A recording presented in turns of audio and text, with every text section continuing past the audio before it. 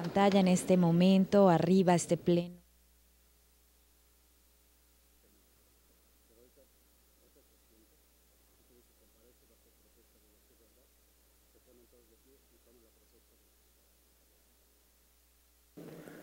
¿Protesta usted decir verdad ante esta honorable Cámara de Diputados, a la que comparece con la finalidad de profundizar el análisis del sexto informe de gobierno y enriquecer el debate entre los poderes ejecutivo y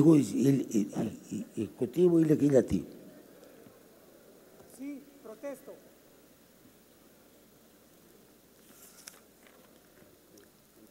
¿Enterado usted de los alcances y consecuencias de ello? Si así no lo hiciera, que la nación lo demande y que la ley se aplique. En cumplimiento al acuerdo aprobado, se otorga el uso de la palabra al ciudadano José Antonio González Anaya hasta por 15 minutos. Con su venia, diputado Porfirio Muñoz Ledo, presidente de la mesa directiva de la Cámara de Diputados. Saludo a las y los integrantes de la mesa directiva, a los coordinadores parlamentarios y a las diputadas y a los diputados aquí presentes.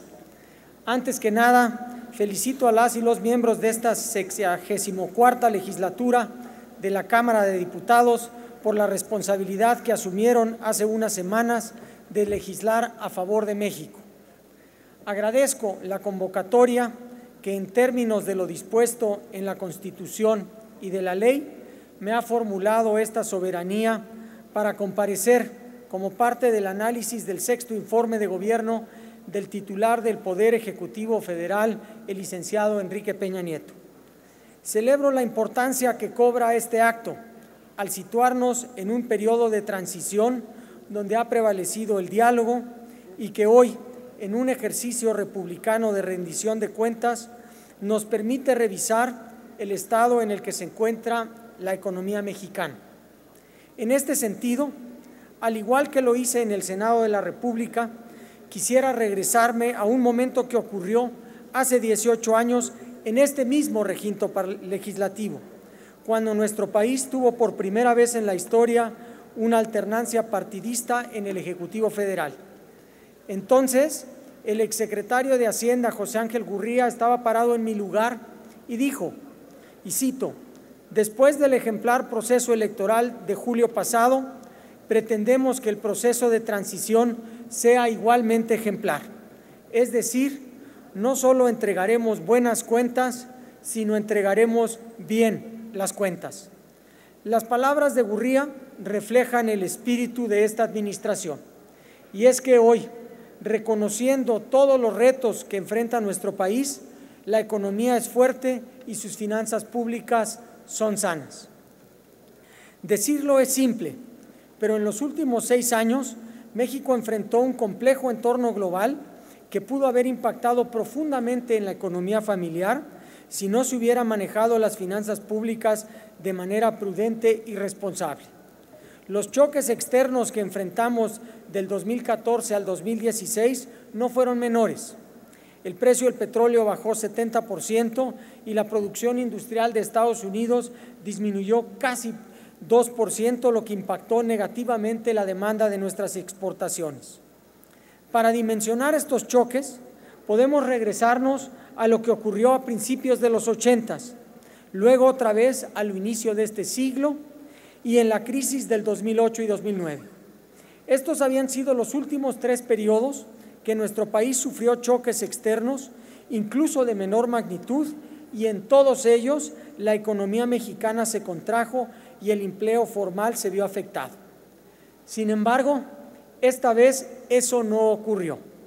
En ningún momento caímos en una recesión ni tuvimos inestabilidad en el sector financiero, como cabría esperar en una economía que recibe choques de esta dimensión. Por el contrario, en estos 6 años, la economía mexicana creció 2.5% anual y el empleo formal creció a una velocidad récord del 4% anual. Si bien hay que reconocer que no es el crecimiento al que debemos aspirar los mexicanos, es un crecimiento que, a pesar de los factores en contra, nunca se detuvo y que supera al de las economías con las que tradicionalmente se nos compara, como Argentina, Brasil, Chile, así como las de países desarrollados como Alemania, Estados Unidos y Francia.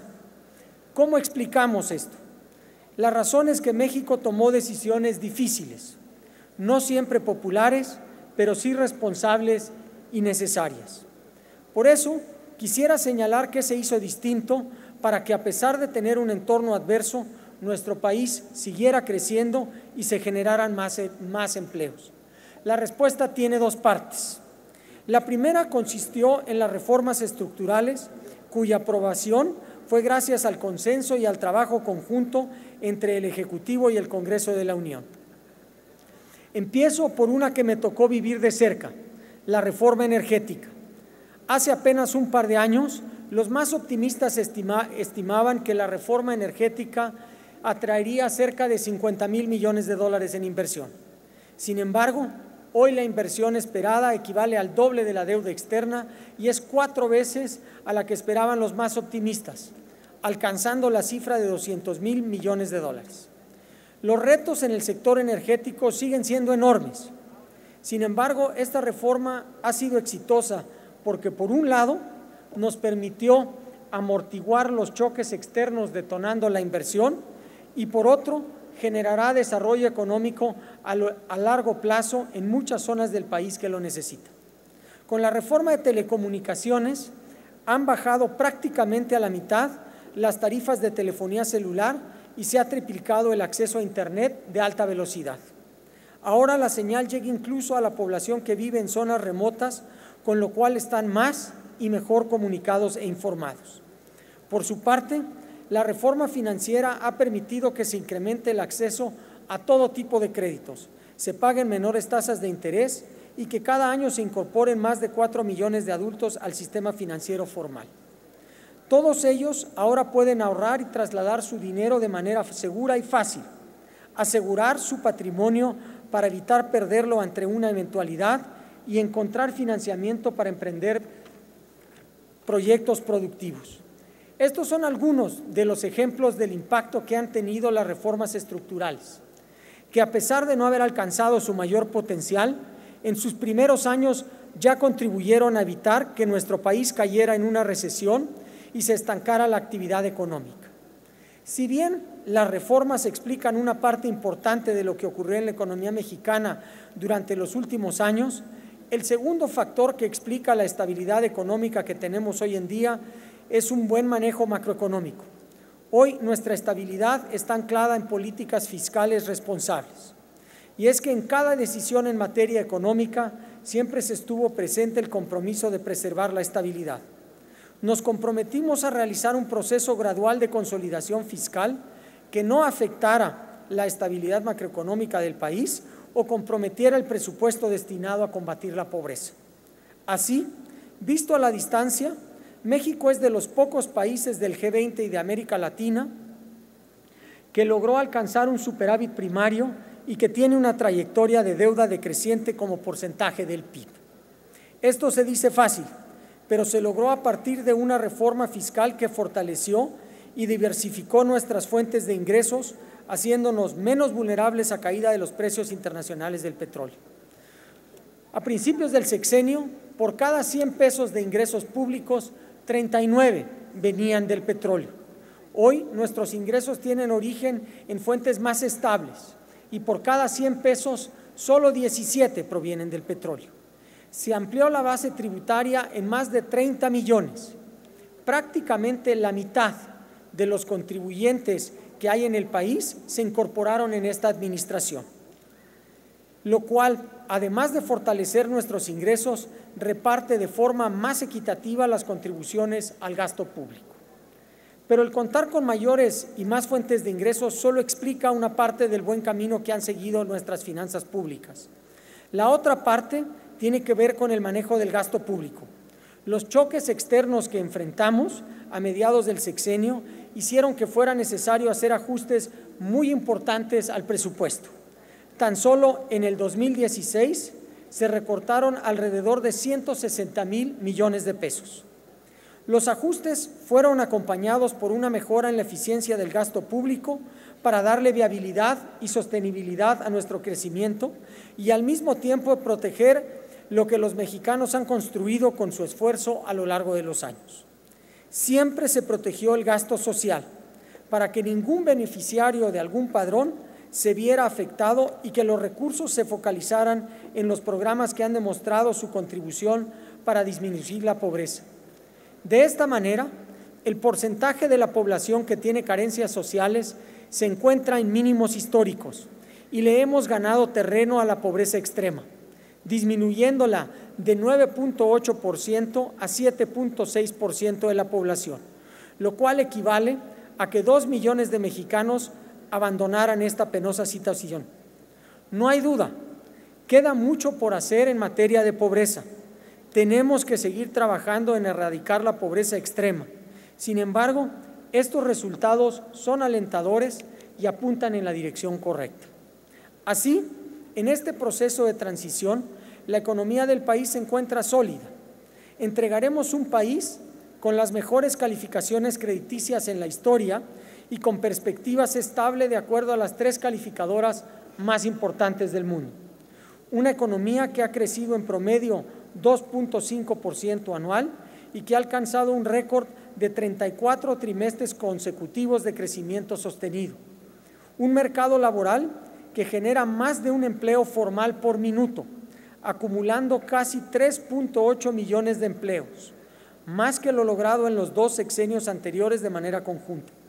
Una potencia exportadora en ascenso, cuyos productos cada vez son más apreciados y requeridos en los mercados internacionales, haciendo que lo hecho en México sea sinónimo de calidad y de competitividad. En este contexto, el nuevo acuerdo con Estados Unidos y Canadá, además de poner al día muchos de los temas comerciales que habían sido rebasados por el transcurrir del tiempo, es un acuerdo que viene a dar certidumbre a nuestros exportadores de que cuentan con un mercado donde pueden colocar sus productos, a nuestros consumidores de que tienen acceso a más bienes a un menor precio y a los inversionistas de que en México hay condiciones para incrementar los flujos de inversión que son fundamentales para el crecimiento y la generación de empleos. Estaremos entregando una economía que brinda mayores espacios para la inversión, alcanzando casi 200,000 millones de dólares de inversión extranjera directa en los últimos 6 años, cifras sin precedentes que cubren por completo la cuenta corriente. Las reservas internacionales, que junto con la línea de crédito flexible superan los 260,000 millones de dólares, lo cual más que cubre toda la deuda pública. Un fondo de estabilización que acumula más de 250,000 millones de pesos y supera un por ciento del PIB. Un sector financiero bien capitalizado con niveles de 15%, muy por encima del estándar internacional de 10.5 de Basilea III. Señoras y señores diputados, reconociendo que el país tiene grandes retos y que es inadmisible que en nuestro país el género de uno determine su salario o que el lugar en donde nazca limite si asiste a la escuela o no, o que cuanto dinero se tenga defina si se tiene acceso a servicios de salud o no, o que si se vive en el norte se gane más que si se vive en el sur, tenemos que seguir trabajando para impulsar grandes acciones que permitan cerrar cada una de estas diferencias para que en México el bienestar sea por todos compartidos. Sin embargo, también hay que reconocer que la administración que tomará los rumbos del país a partir del 1 de diciembre heredará una economía resiliente y en crecimiento, que ha reaccionado de forma correcta ante los choques que han llegado del exterior y que tiene su estabilidad bien cimentada en finanzas públicas sanas. Nuestras condiciones macroeconómicas dan certidumbre dentro y fuera del país de que en México se salvaguardan los ahorros y se ofrecen espacios para la inversión. Concluyo y reitero, reconociendo los retos, la economía de México es fuerte y sus finanzas públicas son sanas. Y como dije al principio, entregaremos bien buenas cuentas y entregaremos bien las cuentas. Y esto se ha logrado gracias al trabajo conjunto entre poderes, ya que la pluralidad de ideas nunca fue un obstáculo para alcanzar los mejores acuerdos para el presente y futuro del país. Es para mí un honor participar en este ejercicio republicano y venir a rendir cuentas a esta soberanía. Termino aquí mi intervención inicial, señor presidente, y estoy atento a las preguntas y a los comentarios de las y los diputados. Muchas gracias.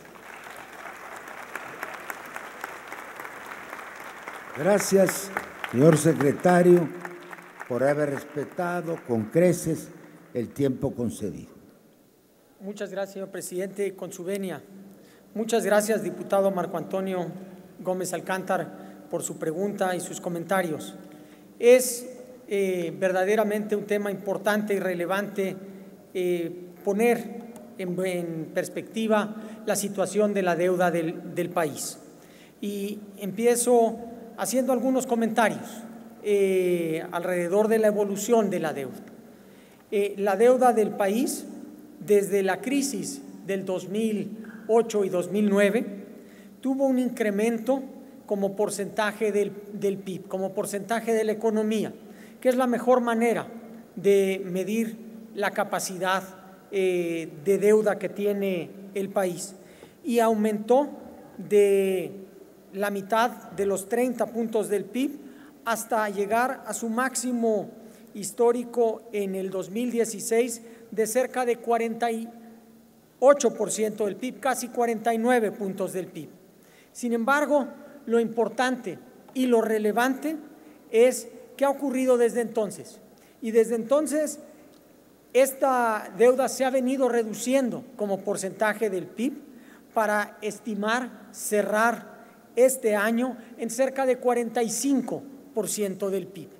El hecho de que la deuda esté en una trayectoria descendiente como un tamaño relativo de la economía lo hace sostenible. Y esto es lo más importante. Tendríamos un indicador similar como su capacidad de pago en la deuda respecto a los ingresos tributarios. Más aún, la deuda del país se encuentra en niveles sostenibles y razonables. Si comparamos la deuda de México de 45% del PIB, es más baja que la deuda de China, la deuda de Sudáfrica, la deuda de la India, la deuda del Reino Unido. Para darnos una idea, es la mitad de la deuda que tiene España, la mitad que tiene Estados Unidos o la cuarta parte de lo que tiene Japón. Más aún, la calidad de la deuda es buena. La mayor parte de la deuda, el 76%, es en moneda nacional. El vencimiento promedio de la deuda es de más de 8 años. La mayor parte está en tasa fija. Y eso nos ha permitido que las 3 calificadoras más importantes del mundo nos den la más alta calificación que ha tenido el país de su deuda en la historia. Y más importante, y es importante recalcarlo, a la mitad del sexenio estuvimos con una perspectiva negativa y sin embargo, gracias a las medidas que se tomaron, estamos con perspectiva estable a razón de todos los mercados. La deuda asciende a 10.2 millones de pesos y se espera que cierre con el equivalente a 45% del PIB. Es una deuda razonable y en una trayectoria sostenible hacia adelante. Muchas gracias. Con su venia, señor presidente, muchas gracias, diputado Raimundo García, por sus preguntas y comentarios. Son varias, trataré de ser breve y puntual.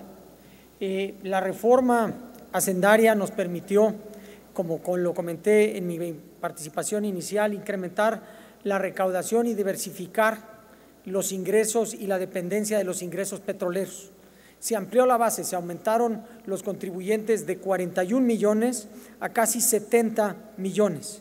Se ha permitido reducir la informalidad. Sobre la pregunta puntual de cómo ha incidido la reforma hacendaria en la recaudación de las empresas, puedo comentarle que la recaudación de las empresas más grandes, que son las que facturan de más de 100 millones de pesos, estas contribuían con cerca del 87% del impuesto sobre la renta empresarial en el año 2014. Hoy contribuyen con el 91% del impuesto, con lo cual sí se ha logrado aumentar de manera importante la recaudación a las mayores empresas. Sobre el tema de las tarifas, fue una actualización de las tarifas de las carreteras que están en el FONADIN. La actualización fue de 5.5% en promedio, no como se ha comentado de otras cifras. La tarifa promedio por kilómetro de la red concesionada sigue siendo la más baja del país, con 1.56 pesos por kilómetro. La tarifa promedio nacional es de 1.85. Esto lo que permite es mantener y reducir el rezago que tienen las tarifas que tuvo las tarifas en los últimos años, y lo único que se buscó hacer fue actualizarlas por inflación y mantenerlas en tiempo en términos reales. Sobre los esquemas de outsourcing, estamos absolutamente de acuerdo que es un esquema nocivo, que daña a la recaudación, daña a las personas y daña a los trabajadores. Hemos trabajado en tratar de combatir estos esquemas, hemos publicado más de 33 empresas de outsourcing, hemos hecho casi 500 auditorías de estos esquemas y se ha logrado recaudar 1.2 miles de millones de pesos, aumentando las retenciones para el salario real. Además, se hizo de manera paralela identificar a las personas que se benefician de estos esquemas de outsourcing. Hemos hecho una serie de cruces de información en donde hemos detectado cerca de 15,000 personas han recibido ingresos por asimilados a salarios mayores a los 3 millones de pesos y cuyos retenedores no enteraron los impuestos. Estamos haciendo un proceso de invitación para que estas personas paguen los recursos que tienen y de cualquier manera se han presentado, el SAT ha presentado 30 denuncias ante la PGR. Lo mismo con lo de las empresas fantasma. Es un problema que queremos reducir. Me está acabando el tiempo y tenemos una serie de acciones para tratar de acabar con estas Señor secretario, le rogaría abreviara y tiene muchas respuestas por delante que dar. Con su venia, señor presidente. Muchas gracias, diputada Fabiola Loya Hernández, por sus comentarios y sus preguntas. Es importante poner primero el marco jurídico mediante el cual funcionan estos fideicomisos y después platicaré de sus propósitos. Los fideicomisos están amparados por los artículos 9 y 12 de la Ley de Presupuesto y Responsabilidad Hacendaria. La información sobre todos los fideicomisos es pública y está disponible en las páginas de Internet, así como quiénes son los ejecutores del gasto. El 100% de los recursos contenidos en los fideicomisos se informan en los informes trimestrales y en la cuenta pública. Comento algunos datos alrededor de estos fideicomisos y cuáles son sus propósitos. El propósito fundamental de estos fondos o fideicomisos es permitir tener y traspasar y tener dinero de un ejercicio fiscal al siguiente. Doy algunos ejemplos de estos fideicomisos. El Fondo de Estabilización, los fondos que permiten ahorrar recursos para cuando haya una caída estrepitosa de los recursos y caídas inesperadas en los ingresos. Segundo, el Fonden, que todos conocemos para enfrentar desastres naturales. El fideicomiso para desarrollar el aeropuerto internacional, por ejemplo. El fideicomiso para la protección de salud, el seguro popular. El objetivo de estos fideicomisos es dedicarles los recursos y permitir que se puedan ir ejerciendo de manera ordenada y que no necesariamente estén constreñidos al ejercicio fiscal. Digo algunos de los datos. Al 30 de junio, en el segundo informe trimestral, se reportan, y cito, 338 fideicomisos que tienen en su totalidad 731,000 millones de pesos. sin estructura orgánica a cargo de las dependencias y entidades. Los 5 más grandes, que son el Fondo de Estabilización de Egresos Presupuestarios, el Seguro Popular, el Fondo de Estabilización de las Entidades, etcétera, tienen el 70% de los recursos. En términos del ejercicio de gasto, los más grandes son el Fondo de la Financiera Rural, a través de lo cual se ejerce una parte importante del presupuesto de Zagarpa, el Fondo Laboral de Pemex, el Fondo Nacional de Infraestructura. Cada uno de estos fideicomisos tienen procedimientos y reglas muy claras de cómo se tiene que ejercer, y los contratos son públicos. Por ejemplo, para el fideicomiso del Fonden, que muchas veces parece que no se ejercen los recursos de manera suficientemente rápida, se presenta el desastre natural, se tiene que activar una declaración de emergencia, se dan apoyos parciales, se da el diagnóstico definitivo, después se autorizan los recursos y se hace la valoración. Muchísimas gracias, espero que esto haya servido para aclarar el tema de los fideicomisos. Gracias, señor presidente. Muchas gracias, con su venia, señor presidente. Muchas gracias, diputado Alfredo Femat Bañuelos, por su pregunta y sus comentarios. Quisiera yo decir, este es un tema complejo y es un tema que requiere y que ha requerido y ha tenido mi atención en los últimos tiempos. Es un problema que se tiene que enfrentar conjuntamente por la Secretaría de Educación, los gobiernos de los estados y la Secretaría de Hacienda. Y hemos empezado este diálogo. Agradezco la pregunta y estoy abierto a que sigamos trabajando en este diálogo. Hago algunas reflexiones. El apoyo a las universidades, el gobierno federal lo realiza principalmente a través de dos programas de subsidios. En el 2018, estos dos programas sumaron 153,000 millones de pesos. 81,000 millones de pesos son para las instituciones federales, la UNAM, el Instituto Politécnico Nacional, la UAM, etcétera. 66,000 millones de pesos son para las universidades estatales. Hago algunas reflexiones. Este monto se aumentó en los últimos años, durante esta administración, y pasó de 47,000 millones de pesos a 66,000 millones de pesos. Esto es un incremento de casi 20,000 millones de pesos, equivalente a poco más del 40%. Típicamente, las reglas, la pregunta es ¿qué es lo que hace falta? Pues en cada universidad, como ya nos platicó el diputado, tiene un caso particular y hay que analizarlo con cuidado. En algunos casos, los gobiernos de los estados no han puesto la parte que le corresponde. En algunos otros casos se han incrementado las plantillas más allá de lo que hay de suficiencia presupuestaria. En algunos otros casos las prestaciones incluso han sido por encima. Aquí lo importante es que se trabaje juntos entre todas las instancias involucradas, que reitero, es sobre todo y liderados por la Secretaría de Educación Pública, los gobiernos de los estados, y nosotros estaremos acompañando y empujando este problema para resolverlo, porque no es nada más un tema de dinero, es un problema estructural que tenemos que enfrentarlo todos juntos. Muchísimas gracias por la pregunta. Gracias, señor secretario.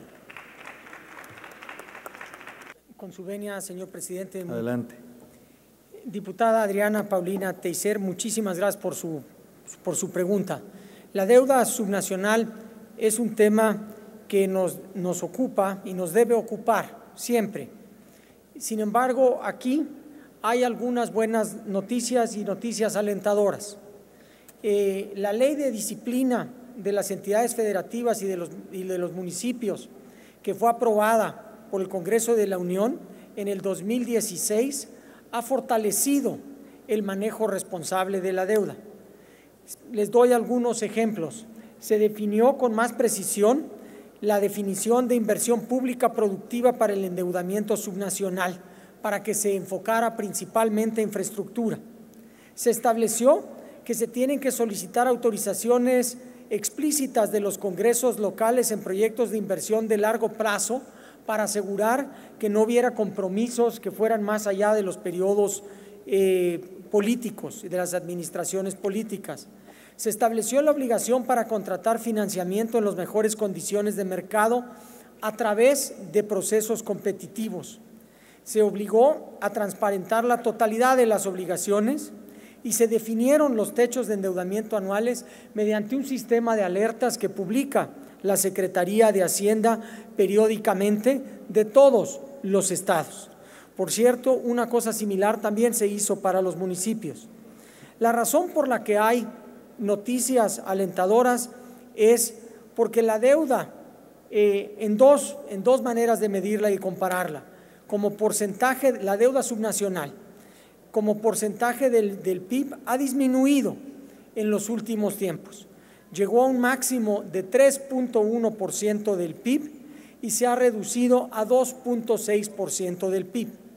Una medida más común para medir la deuda subnacional es la capacidad de pago, el porcentaje de las participaciones, de los ingresos de libre disposición que tienen los estados.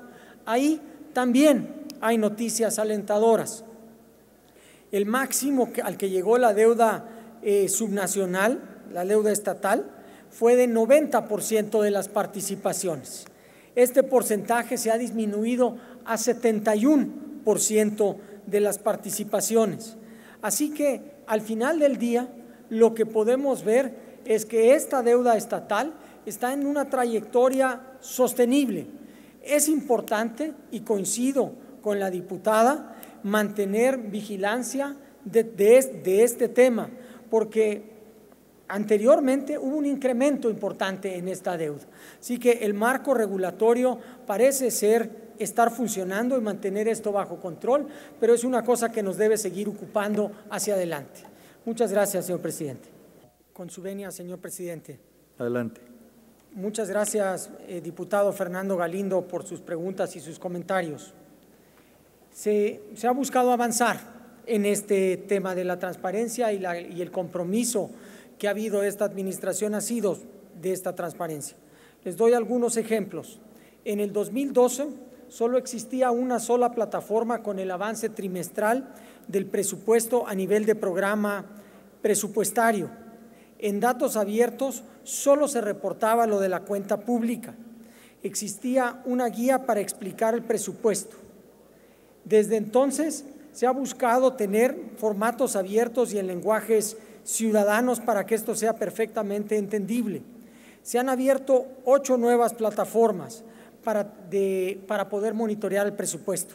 Se puede monitorear el presupuesto de la obra pública, el desempeño de los programas, el seguimiento al Plan Nacional de Desarrollo, el gasto federalizado, la infraestructura educativa, Fuerza México, las contrataciones abiertas y tener el tema de datos abiertos que nos permite ver el avance trimestral del presupuesto, el sistema de evaluación de desempeño, el avance físico, las licitaciones, incluso los préstamos internacionales.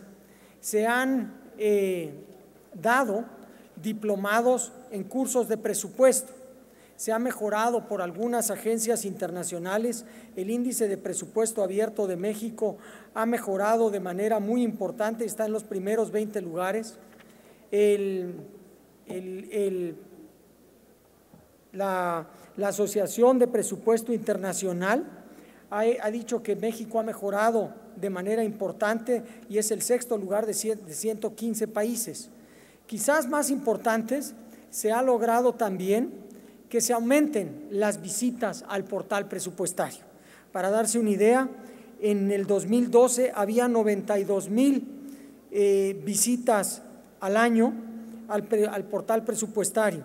En el 2018, en lo que va de 2018, van más de 1 millón. Esto lo que permite es que los ciudadanos pueden consultar y están consultando una serie de datos que antes no se podían consultar. El compromiso es y va a seguir siendo tener un presupuesto lo más transparente e informar lo más posible a la ciudadanía sobre cuál es el ejercicio de gasto y utilizar las mejores herramientas y las últimas herramientas tecnológicas para que la mayor parte de la población pueda acceder a estos datos. Muchas gracias, señor presidente. Con su venia, señor presidente. Adelante. Muchas gracias, diputado Miguel Alonso Enríquez, por sus cuestionamientos y sus preguntas. El ejercicio del presupuesto lo hemos llevado a cabo con estricto apego a la ley de presupuesto y responsabilidad hacendaria. Hubo varios temas en su intervención, trataré de cubrirlo lo mejor posible. El gasto, en ocasiones, es por encima de lo que está aprobado por la Cámara y esto está normado en la Ley de Presupuesto y Responsabilidad Hacendaria. Los ingresos excedentes de las entidades se quedan en las entidades. Por ejemplo, los ingresos excedentes de CFE los puede usar para el pago de combustible o para otros programas. Los ingresos excedentes del IMSS, lo mismo. Los ingresos excedentes de Pemex, lo mismo. Existe una segunda naturaleza de ingresos excedentes que tienen destino específico y están marcados estrictamente por la ley.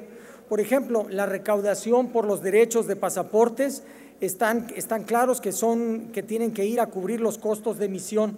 Los museos y zonas arqueológicas van a la conservación de estos registros. Y de ahí existen ingresos petroleros y tributarios que llamamos generales o de la bolsa general. Y esto se gastan de la siguiente manera. Primero, en gasto no programable, en aumentar las participaciones a los estados, que han aumentado de manera muy importante. A principios de la administración, el fondo de participaciones era de 494,000 millones de pesos. Hoy es de 847,000 millones de pesos para pagar el costo financiero y para cubrir las ADEFAS. La segunda parte es para cubrir los desastres naturales, para cubrir los gastos del Fonden. La tercera es para apoyos a tarifas eléctricas por costo en combustibles y la cuarta para compensar los menores ingresos. El resto se utiliza para mejorar la posición patrimonial del gobierno federal, quiere decir la aportación a los fondos de ahorro. El fondo del gobierno federal hoy tiene más de 250,000 millones de pesos, pero una parte también va al fondo para fortalecer a los estados y otra parte va a los estados. El costo, el gasto de alguno de los rubros que mencionó, el gasto en comunicación social en precios constantes, en el 2012 fue de 10,000.2 miles de millones de pesos.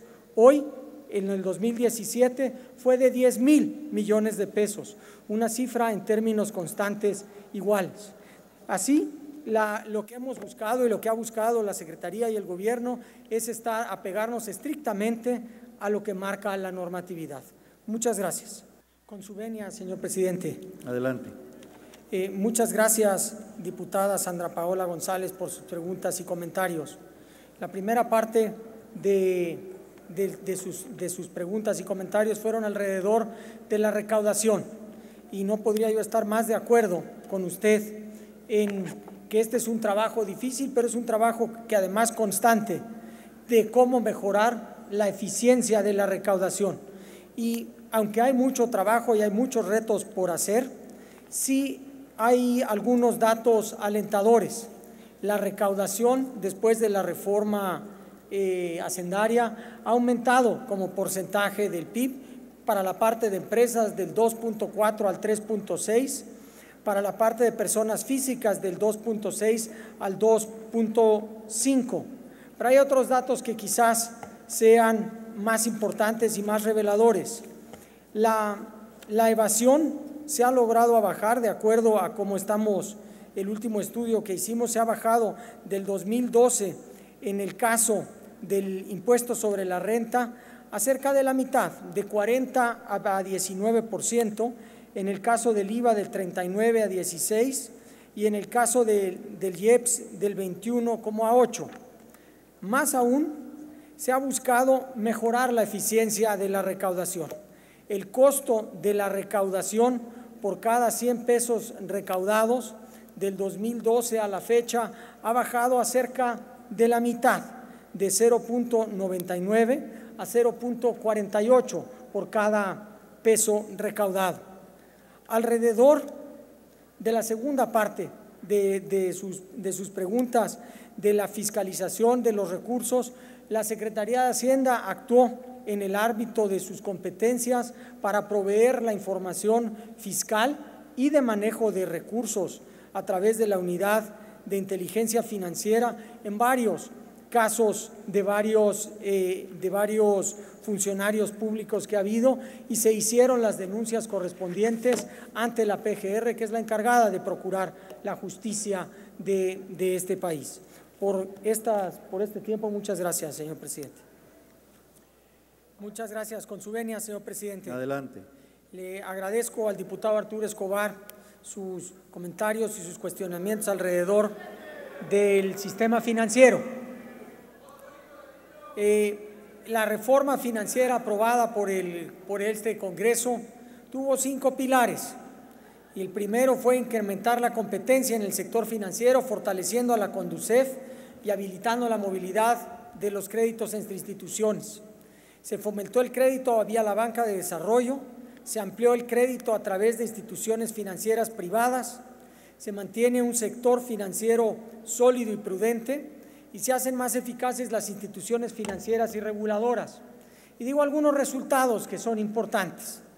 El sector financiero, después de tener un periodo contraído o un periodo de contracción del 2009 en adelante, del 2012 en adelante, el crédito ha crecido en todos los rubros. El crédito ha crecido para las empresas en 57%, para la vivienda en 29%, para el consumo en 25%. A la vez, las tasas de interés de los créditos han bajado. Para créditos personales ha bajado en 13 puntos porcentuales, para consumo en 3 puntos porcentuales y para hipoteca en 1 punto porcentual. Esto es pese a que la tasa de referencia, la tasa interbancaria, ha subido 4.3%. Las familias con mejores condiciones de hipotecas han aumentado muchísimo, han aumentado 27 veces. Los créditos refinanciados de hipotecas pasaron de 2.700 a 77,000. El ahorro interno aumentó de 58 a 66% del PIB. Y el sistema financiero está sólido. El índice de morosidad ha bajado del 2013 de 3.4% a 2.2%, y la capitalización del sistema bancario ha aumentado hasta 15.9. El ranking del sistema financiero del 2012 a la fecha pasó del número 63 al número 36 de acuerdo al Foro Económico Mundial y del 40 al 6º de acuerdo al Banco Mundial. Así que, sin duda, el sector financiero ha crecido y ha contribuido al financiamiento de proyectos productivos en el país, al financiamiento de proyectos de infraestructura en todo el país y al financiamiento de vivienda y de créditos personales para todos los ciudadanos. Así que la reforma que aprobó esta soberanía ha tenido frutos bien importantes para el funcionamiento de la economía. Muchas gracias y gracias por la pregunta alrededor de este sector. Con su venia, señor presidente. Adelante. Diputada Marta Tagle, muchas gracias por sus comentarios y sus preguntas. Puntualmente, al requerimiento que hizo la Secretaría de Gobernación, estos recursos se atienden directamente a través de un fideicomiso. Puntualmente le daremos seguimiento en dónde está. El fideicomiso tiene suficiencia presupuestaria y a través de las reglas que se han puesto ahí y que han sido platicadas ampliamente con diferentes aspectos de la sociedad, se van a ejercer estos recursos hacia adelante. La petición puntual que usted menciona, ahorita no tengo el dato, con gusto averiguaré si está, pero lo que sí puedo anticipar es que existen los recursos disponibles para atenderlo. Y alrededor de los demás los demás temas de los cuales se platicó, en particular en el ramo 23. El ramo 23 tiene reglas claras de cómo se maneja y tiene varios propósitos. Uno de los propósitos y el más grande de la parte del ramo 23, quizás los dos más importantes, es el subsidio a las tarifas eléctricas, que está claramente establecido de uso doméstico. El segundo son los recursos que se dedican al fondo de estabilización. Eso se lleva la mayor parte de los recursos del ramo 23.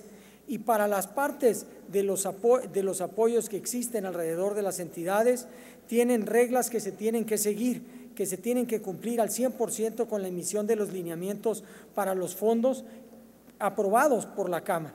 Y cada año la Auditoría Superior de la Federación y los órganos internos de control los fiscalizan.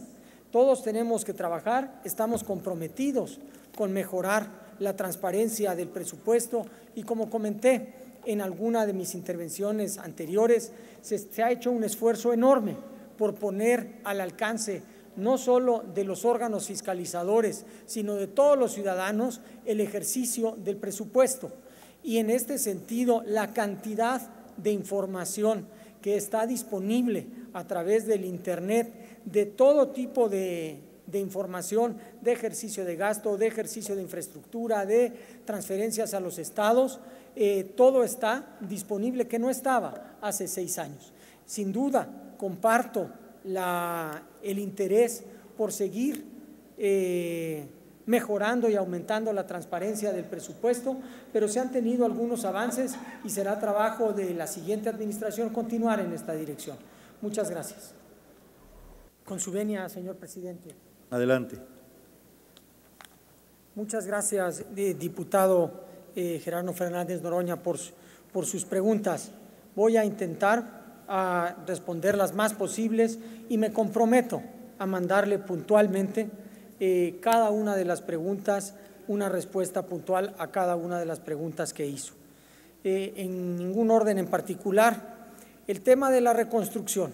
Se ha estimado un costo con cargo al sector público de 38,000 millones de pesos.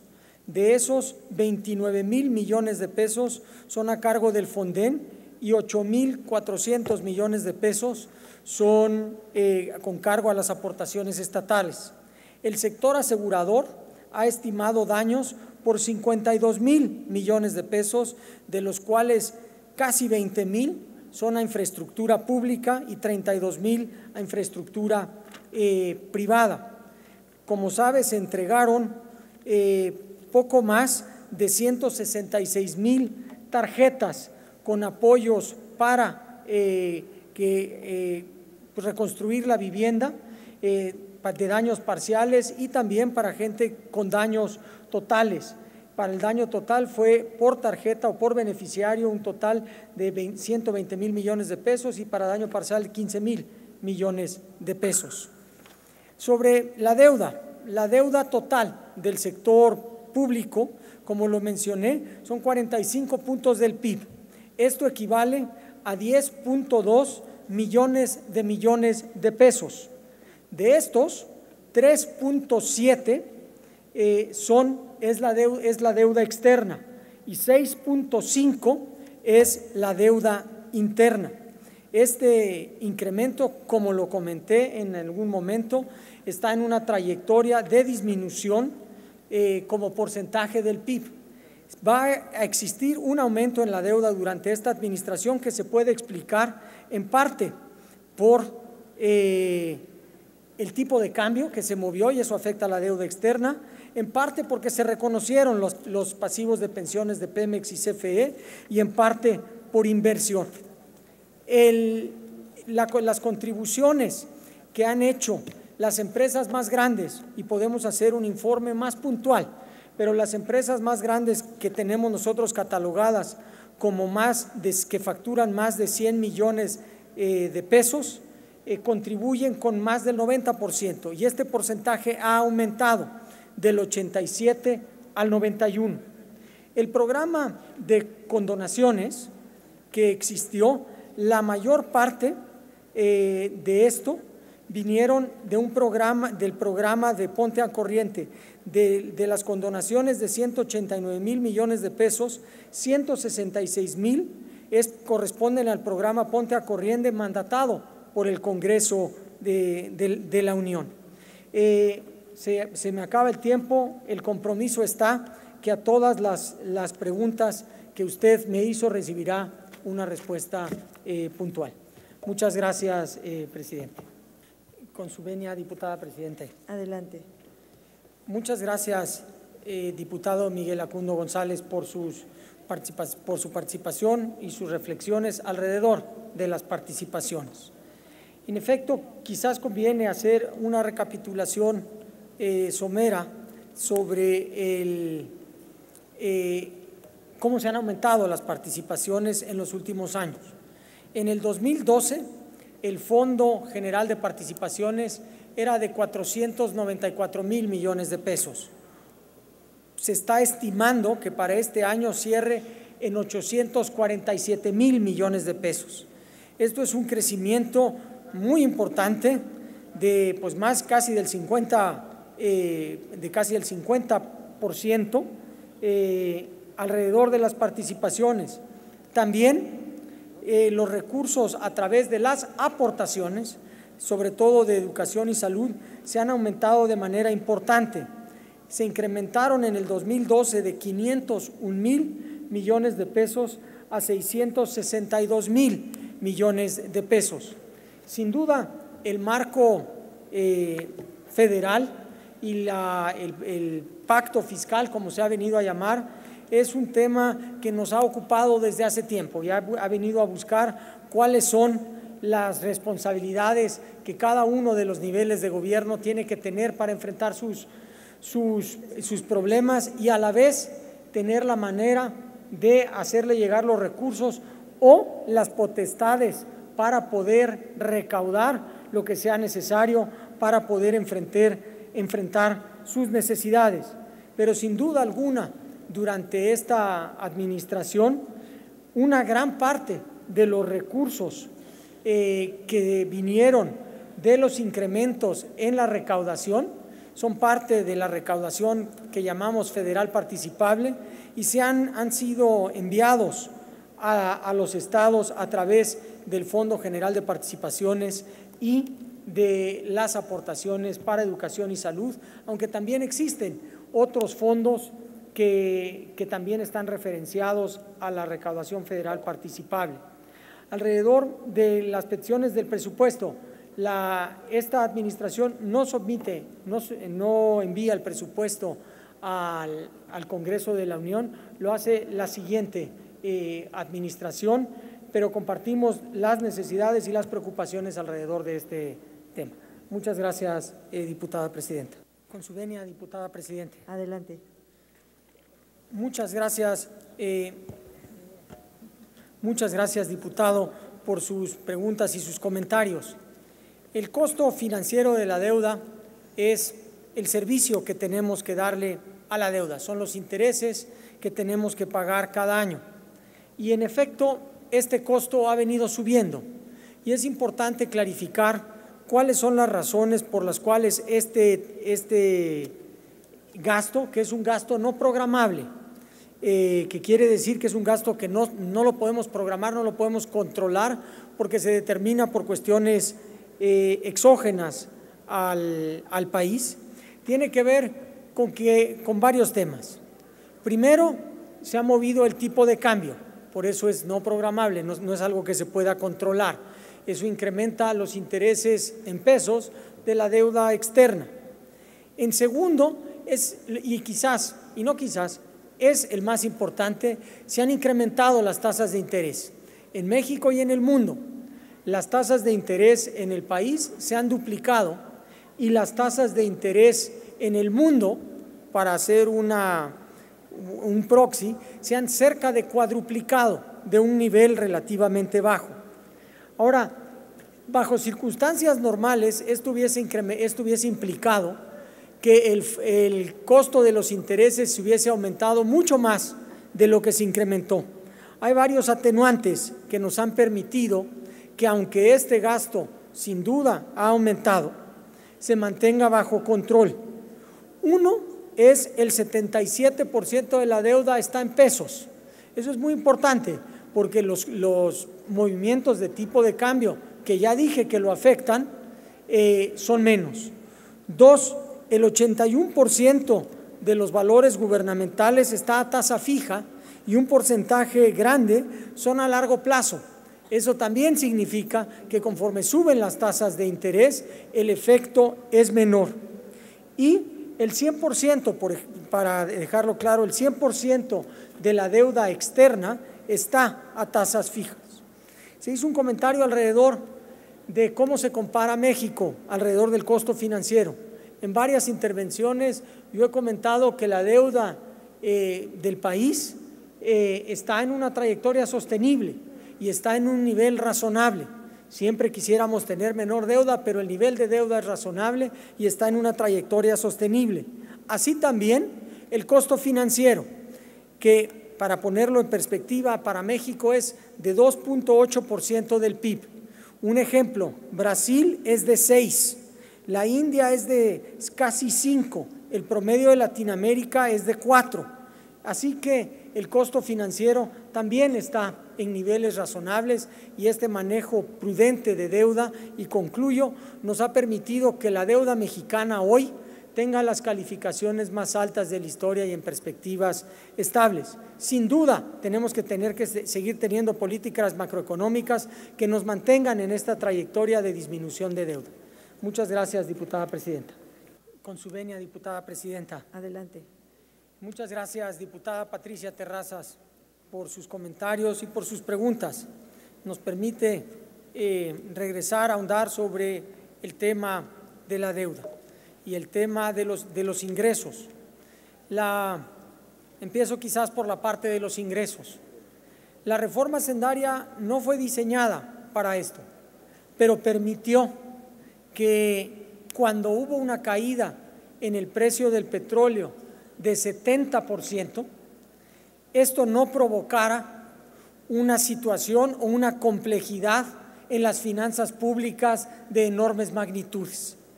También permitió ampliar la base, ha contribuido a disminuir la informalidad y, como hemos comentado, también ha permitido aumentar la carga a las empresas que facturan más como porcentaje del PIB. Alrededor del tema de la deuda, aquí lo importante para hacer las comparaciones, y lo insisto, es el tamaño de la deuda comparada con el tamaño de la economía.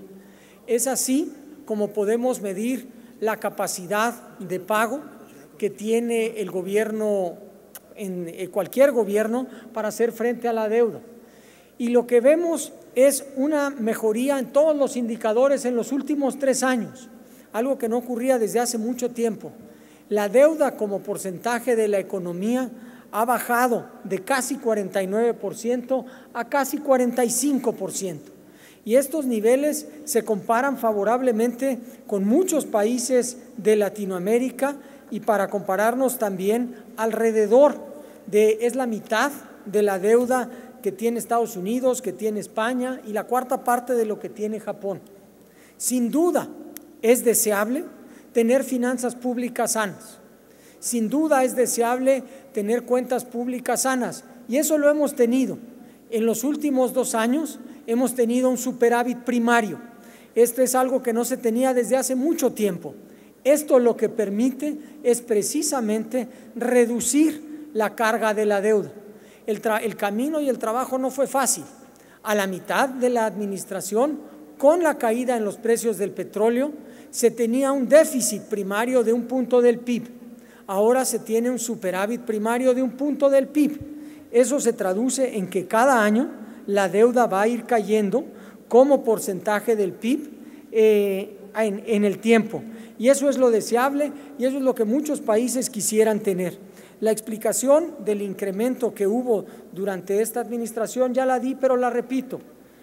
Una parte importante vino por la diferencia en el tipo de cambio, otra parte vino por transparentar los pasivos actuariales, de Pemex y del IMSS, y la última por parte de inversión. Y el costo financiero, como ya lo mencioné, se debe a los incrementos de las tasas de interés mundiales que tenemos manera de enfrentar.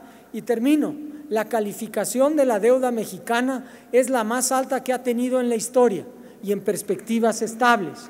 Así que tenemos muchos retos y tenemos mucho trabajo por hacer, y es un tema que nos tiene que ocupar el ir disminuyendo la deuda.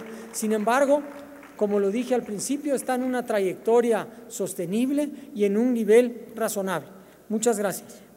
Muchas gracias. Con su venia, diputada presidenta.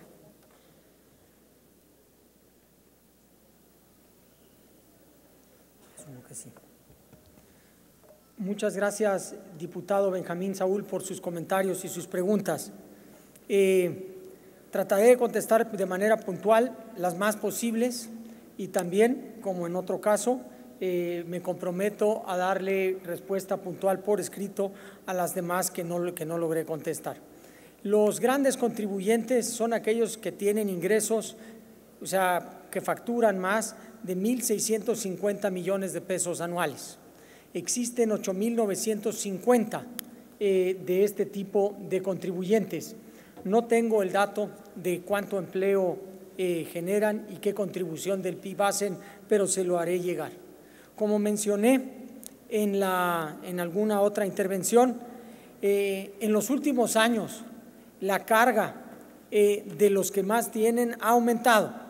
El porcentaje de contribución del impuesto empresarial aumentó para las empresas que tienen más de 100 millones de pesos por año, de 87.8% a 91.4%, con lo cual sí va aumentando la carga a los que más tienen. Las condonaciones, la pregunta de condonaciones permite hacer y redondear la pregunta anterior. Se han condonado 189,000 millones de pesos desde el 2013 a la fecha, de los cuales 166,000, más del 88%, corresponden al programa Ponte al Corriente aprobado por el Congreso de la Unión. El Congreso de la Unión determinó que las contribuciones y las cuotas compensatorias y las multas, así como las autorizaciones y los accesorios, fueran susceptibles de ser condonadas si se cumplen una serie de requisitos, y el programa se ha venido reportando en tiempo y forma. Las demás, el resto de lo que está, se ha condonado debido a empresas que han llegado a concurso mercantil, que no pueden pagar. Esto no las exime de terminarlo de hacer en caso de que tengan recursos. El tema de los pasivos de Pemex, precisamente lo que se buscó fue darle espacio a Pemex. Lo que se hizo fue que este pasivo que tenía Pemex lo asumiera el gobierno federal para que tuviera este espacio. Es por eso que 1.4% de la deuda aumentó en el gobierno federal. Pero esto es importante recalcarlo por la siguiente manera: este pasivo ya existía. Lo que se hizo fue documentarlo y transparentarlo, y a la vez ponerlo en la parte de la deuda que existe, con un avance. Esto implicó una mejora en las condiciones, lo cual redujo el pasivo actuarial. Las demás preguntas se las iré redondeando y se les hará llegar, diputado. Muchas gracias. Muchas gracias. Con su venia, diputada presidenta. Adelante. Muchas gracias, diputado Carlos Puente, por sus comentarios y sus preguntas. Como comentamos al principio en nuestra intervención, sin dejar de reconocer los retos que enfrentamos, se está entregando un país con una economía sólida, resiliente y unas finanzas públicas sanas. Una trayectoria de deuda que hemos dicho ya muchas veces que está en una trayectoria descendiente, pero existen otros indicadores. Se tiene un superávit primario en la cuenta fiscal. Esto permite seguir fortaleciendo las finanzas públicas. En otras cuentas, las reservas internacionales, junto con la línea de crédito flexible, suma 260,000 millones de dólares. Esto más que cubre la deuda pública externa, que son de cerca de 200,000 millones de dólares. Las cuentas externas también están sólidas por el lado de las balanzas de pagos. La inversión extranjera directa es 1.5% del PIB, que más que cubre el déficit de la balanza comercial y de la cuenta corriente. Heredamos también una economía sólida que va creciendo, unas finanzas públicas sólidas, un sistema financiero bien capitalizado, con un índice de capitalización muy superior, 50% superior al mínimo regulatorio, y fondos de estabilización que permiten que en caso de que se enfrente alguna contingencia hacia adelante, se tengan recursos con los cuales se puedan utilizar y hacer frente para pagar las necesidades más apremiantes del gobierno federal. La estructura de ingresos también está más diversificada, ya no dependemos tanto de la variación de los precios del petróleo. Así que concluyo, como lo dije al principio, reconocemos los retos, hay trabajo por hacer, pero es una economía sólida, creciente, resiliente, con finanzas públicas sanas y un sector financiero que ha venido creciendo en los últimos años. Muchas gracias, diputada presidenta.